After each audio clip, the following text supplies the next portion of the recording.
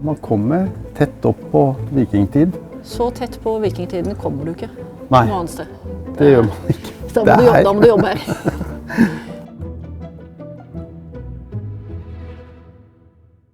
De praktstedene vi har, de er jo også fantastiske eksempler på noe av det ypperste vi har av treskjærekunst fra vikingtid. Ufattelig flotte gjenstander, altså.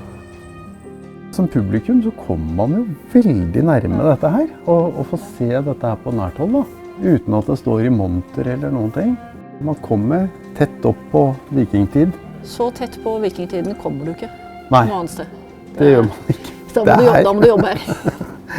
Her er Osebergskipet, og det var brukt som seilskip. Og så ble det gjenbrukt som gravskip for 2 kvinner i 834. Og den graven er den mest spektakulære, rikeste og best bevarte vikinggrav vi kjenner til.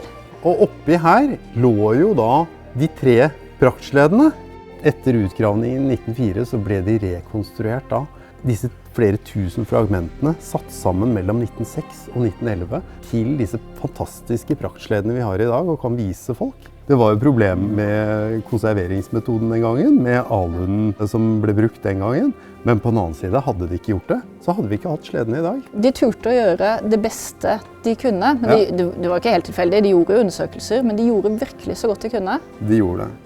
De praktstedene vi har, de er jo også fantastiske eksempler på noe av det ypperste vi har av treskjærekunst fra vikingtid. Ufattelig flotte gjenstander, altså. Vi har jo sett dem så ofte, men de slutter liksom aldri å bevege og røre. Man tenker på dem, de slipper aldri taket. Selv om man jobber mye med det, så oppdager man stadig nye ting. Og så er det jo en del forskning vi har på museet som fremhever nye sider ved mange deler av samlingen, som vi blir oppdatert på, og som vi kan formidle videre til publikum som kommer her og ser. Så det er jo veldig artig. Og hvor det også vil bli godt bevart, så det kan stå der for generasjoner fremover. Og hvor vi kan fortelle fortellingen om det, og hvorfor dette er viktig for oss i dag, og for historien vår. Ja. Skal vi ta en tur og se på fjæresledet som vi flytter i dag? Ja, jeg er alltid klar for å se på fjæresledet. La oss gå over. Nå står vi foran fjæresledet. Det er den siste sleden vi nå flytter inn i det nye museet. Fjæresledet er jo kanskje et litt pussig navn. Vi begynte jo med Gustavssons slede. Gustavssons slede er jo oppkalt etter arkeolog og utgravningsleder Gabriel Gustavsson, som ledet utgravningen av hele Osebergfunnet. Andre sleden vi flyttet er Shetleys slede. Den er oppkalt etter Håkon Shetly, som assisterte Gustavsson i utgravningen. Og så har vi altså den 3. praktsleden, som vi kaller for fjerde slede. Og grunnen til det, at vi kaller den fjerde slede, er at det var 4 sleder, og den 3. sleden, den ble kalt arbeidssleden. Og her ser vi den i en kopi. Den har ikke blitt rekonstruert, som de 3 praktsledene har blitt. Og således så fikk altså den siste sleden navnet fjerde slede.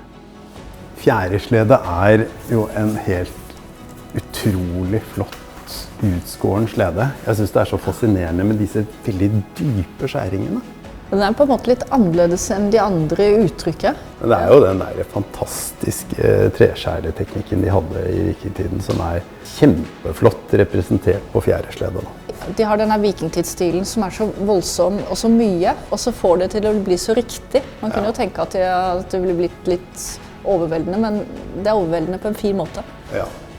Og så er det jo anvendt på et bruksobjekt som med høy funksjonalitet, og det er det som var vikingtidens liksom forse i håndverk, at det er storslagent, det er veldig flott og veldig brukelig, noe vi ser på både sledene og skipene. Det er jo fantastiske ting, altså.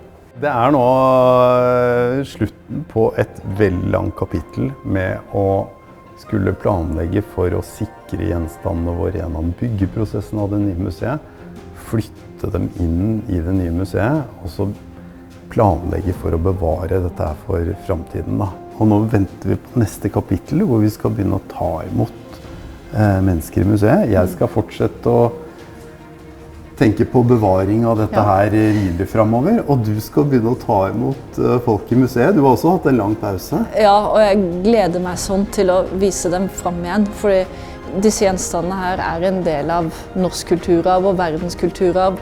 Den må deles. Flest mulig mennesker må få oppleve den nærheten til historien som du får gjennom disse. Så jeg gleder meg sånn til å vise dem fram. Vi har kommet til en veis ende, men vi har kanskje kommet til en korsvei. Ja, vi har ikke tenkt å stoppe nå. Neida, det er en ny start, så det blir veldig spennende.